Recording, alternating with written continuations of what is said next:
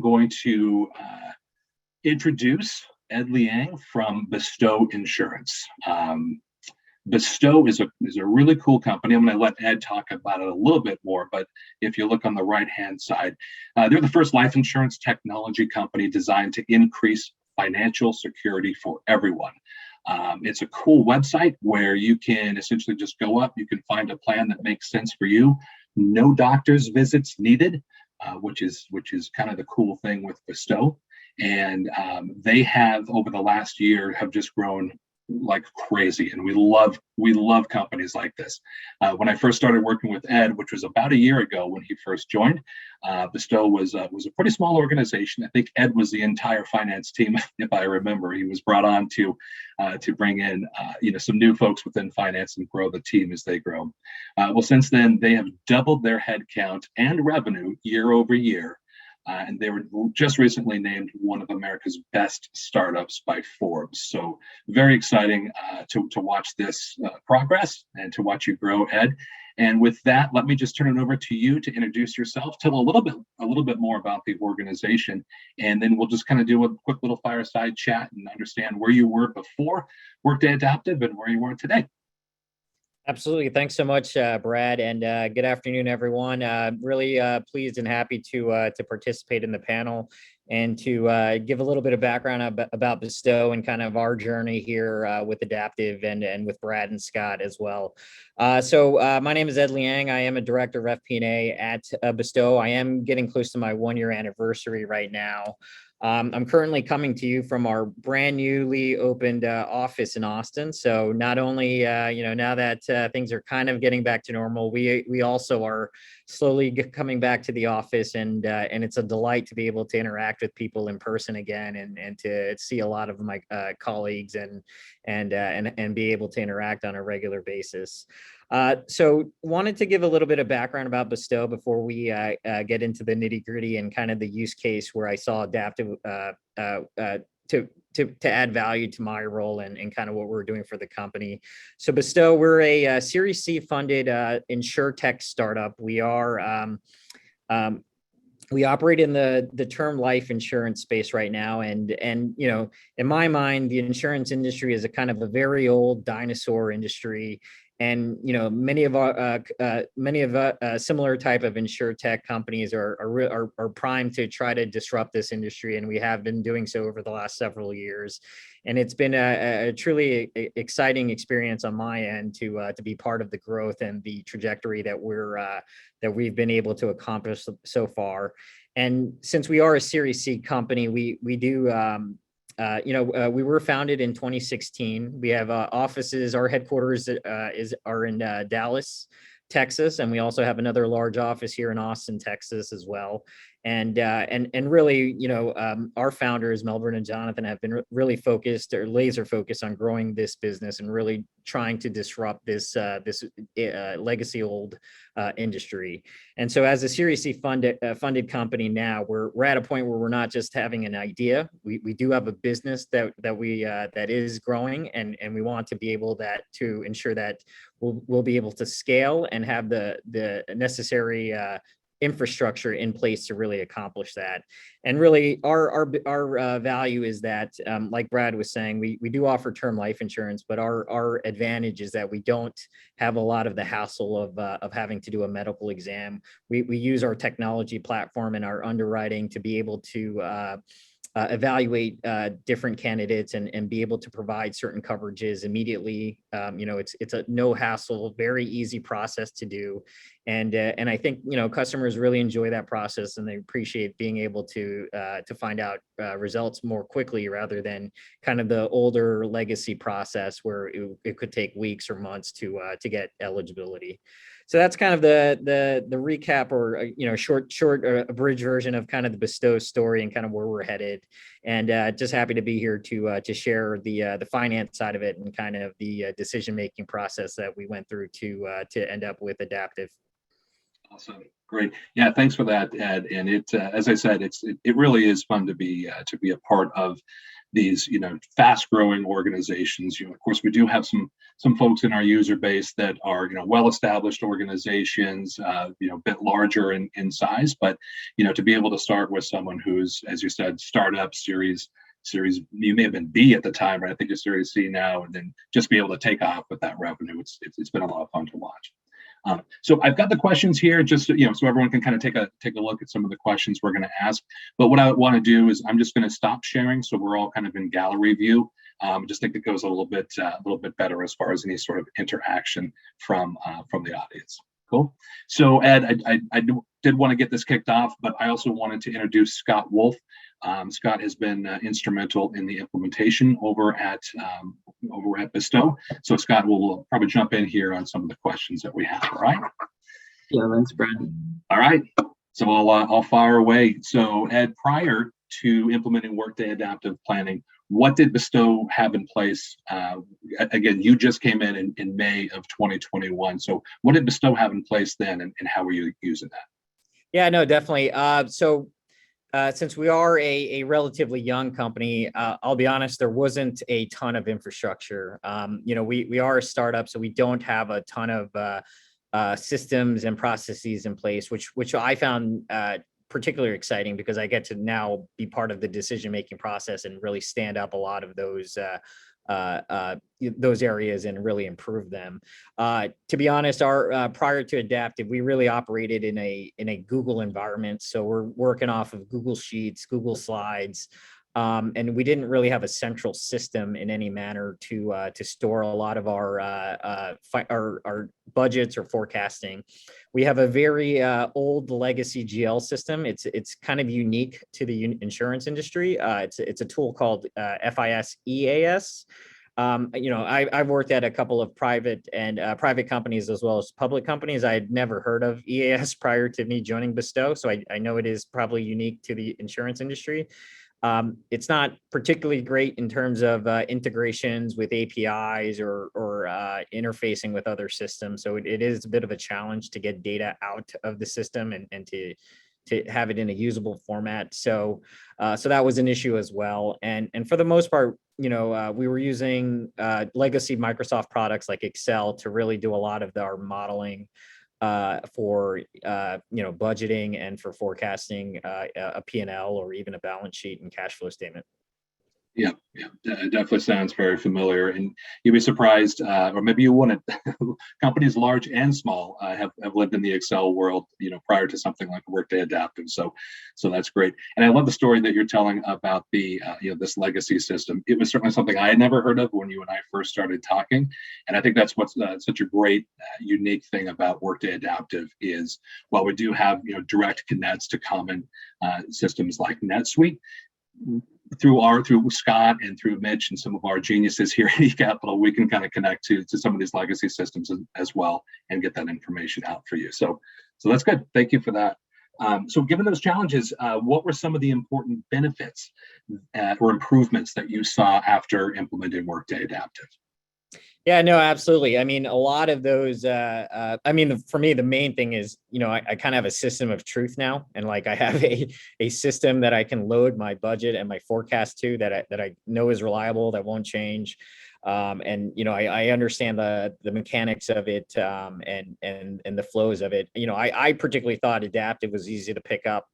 I do have a bit of a tech background, so I did feel like in terms of user friendliness and being able to jump right in and learn some of those concepts, it wasn't too difficult for me. So I did appreciate being able to pick it up fairly quickly.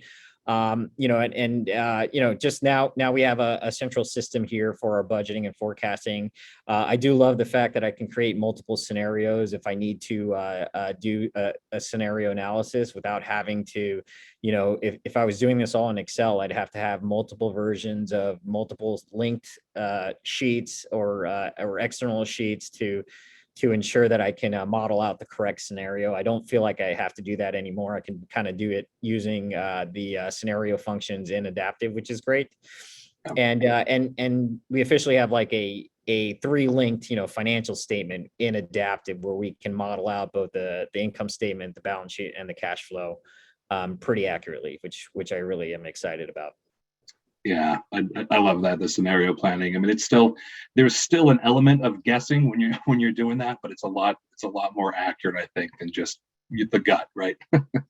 Yeah. And the Excel, it's always prone to user error. You can hard code a formula or and forget about it, so on and so forth. With adaptive, I kind of feel like, once you set up the formulas, you can carry it forward to prior periods, and it gives me just a little bit more confidence in the numbers that it's calculating. Great. And Hey, oh, sorry, go ahead, Scott. I was gonna just add one more piece there. Even like the way they're planning, or you guys are planning your different business lines to roll everything up in Excel would take time, and in adaptive that does it for you. So just little things like that save time, and again, to echo, the one source of truth is huge. Right. Great. Yeah, love to hear it. So, Scott, while you're open, I'll kind of open this one up to both of you because it's around implementation. But what were some of the best practices learned throughout this implementation of adaptive? I know you had talked about EAS as kind of an older system and so forth. So, again, I'll kind of open up to both of you. Scott, you want to take that first, some best practices? Yeah, I would say the first one that comes to mind for me is just the engagement we got from Ed and his team. They added another finance resource to the team about halfway through the implementation. And he was able to get up to speed very quickly. We did recordings of the trainings we did prior to him joining, and shared those with him, did some specific training sessions, and then weekly working sessions as we built this out. Ed and his team were super involved, and I think that's paid off a ton for them. They're fully live with their first round of budget and reforecasting in the tool themselves, and really standing things up on their own. So that's one thing. The other thing I would mention probably is, as we were building things out, kind of thinking more long term, where do we want this to go, or what do we want to enable, so that long term we're not stuck anywhere. So when we built out their revenue plans for their different lines of businesses, we're including products on that, so that as they expand and add additional products, they can plan by product. So just things like that, where we're thinking ahead of not necessarily how can we build their model exactly how it is, but where do we want to go with this, and how do we enable ourselves to kind of grow with the tool? Awesome. Yeah, I will say, Scott, for the first part of that implementation, you were my only resource. So we definitely spent a lot of time together, and I appreciate you helping to educate me on the tool and pointing me in the right direction. Oh, great. Hey, but when you were talking on the previous question, Ed, there was a question that came up in the chat. And so you were talking about your linked financial statements. So the question is, the 3 linked financial statements, was that customized? It was, yes, definitely. So our balance sheet is a little bit different than most other companies, given that we're an insurance company. So yes, we did have to customize that and set that up, and Scott worked with me to kind of help build that all out and customize some of the formulas for projecting out into for forecast periods and budget periods. Excellent. Ed, are you using any of the dashboards or like presentation mode in your meetings, since you're such an up and coming innovative company, or is that kind of on the roadmap? We are using the dashboards and the reporting functions. I do have probably 3 to 5 customized reports that I use regularly right now. I'm hoping to expand and use that more. My long-term goal, or phase 2, is really integrating a lot of these dashboards and reporting tools into board materials, so that it's kind of seamless to update each quarter. And ultimately, if once I have enough confidence in everything, being able to share access to adaptive with our board members if they wanted to go in and take a look. That'd be great. Thank you. Great. And there was just a follow on to that customized financial statements. The formula set up with that, was that customized ahead of time? Yes. It was. Okay. Okay. Beautiful. Good. So when you went throughout, you were going through this evaluation process, you and I were introduced to each other. I think it was right around the time you started in May of last year. So how did you decide on Workday Adaptive Planning? I know you were evaluating some other vendors. Yeah, I did evaluate 2 to 3 other vendors that obviously compete in the similar space. I kind of feel like what differentiated Adaptive and eCapital from everyone else was really, Brad, you and Scott, right? You guys are very professional in the pitch and the efforts. I really felt like I had the A team when I was meeting with you guys.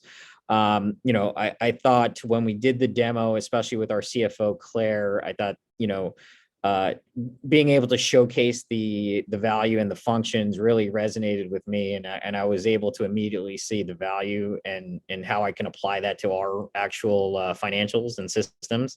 I will note that like when I was doing that evaluation, I actually did not have like a ton of knowledge about our systems and everything in place. So I was kind of doing a leap of faith with you guys to say, yep, I think that's probably going to be applicable.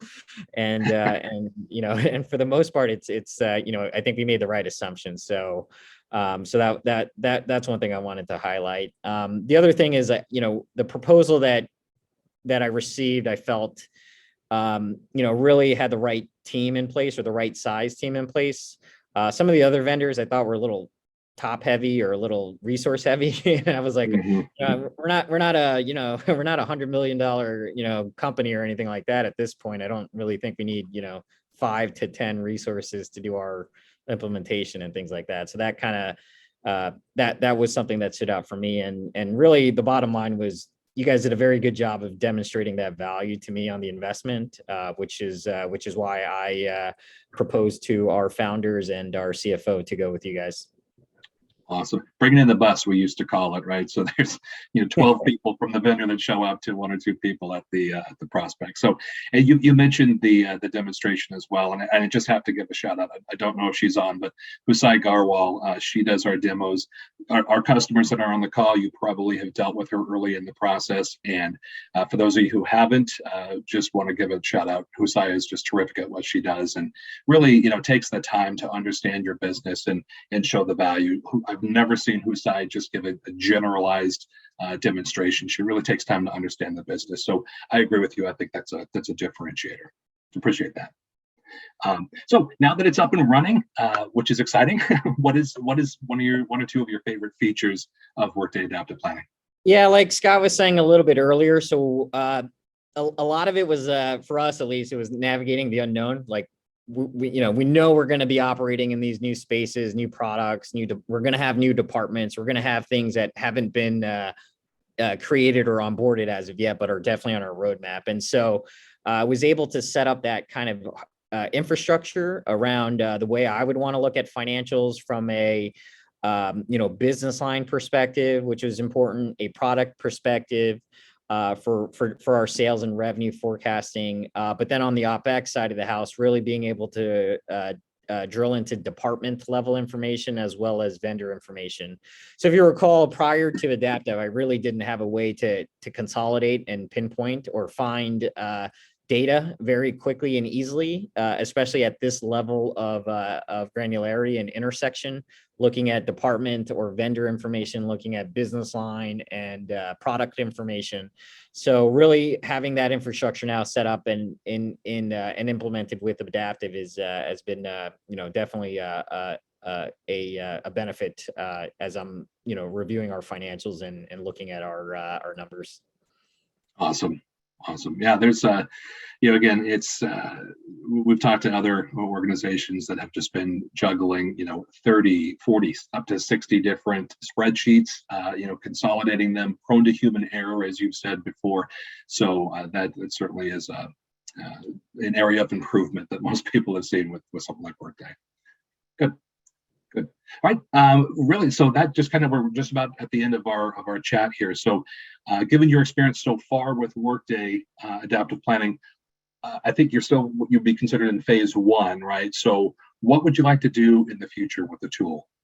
Yeah, absolutely. So since we are a startup, we are constantly looking at our budgets and forecast and doing quarterly refreshes of that. Longer term, obviously, we envision going out to do another raise at some point in the public markets. So I am definitely going to be advocating using Adaptive to do all of the modeling for that. We're a Series C, so next step for us would be a Series D whenever that point would occur. But I think that's going to save us a tremendous amount of time because our Series D will probably be a 3 to 5 year outlook. And at that point, we're going to be a much more mature company with multiple products, multiple, business lines, potentially even a global company operating outside of the US as well. And I feel like I've set up that, for those, I have Adaptive set up to be able to handle all of those things in the future, which I'm excited about. Awesome. And are you potentially maybe scratching the surface of replacing your old legacy system? Yes, we are. So EAS may be running its course here at Bestow. We are, I think most of us internally are fairly happy with the Adaptive tool. We know it's a Workday tool, so we are actually doing some diligence and kicking the tires around potentially bringing on Workday to do from a GL perspective as well, which would integrate nicely with Adaptive, and that kind of works with me. So I think that'd make it a lot easier. Outstanding. Yeah, love to see the growth with Workday. So excellent. Well, Ed, I can't thank you enough for sitting with us on this discussion. I don't see any other questions in the chat here. So if that is that on, no, I don't see any other questions. So Ed, appreciate it. Please feel free to stick around. We're going to jump into some of the roadmap items with Dave next. All right. Yep. Sounds good. Appreciate it being on the panel and sharing our story. Absolutely.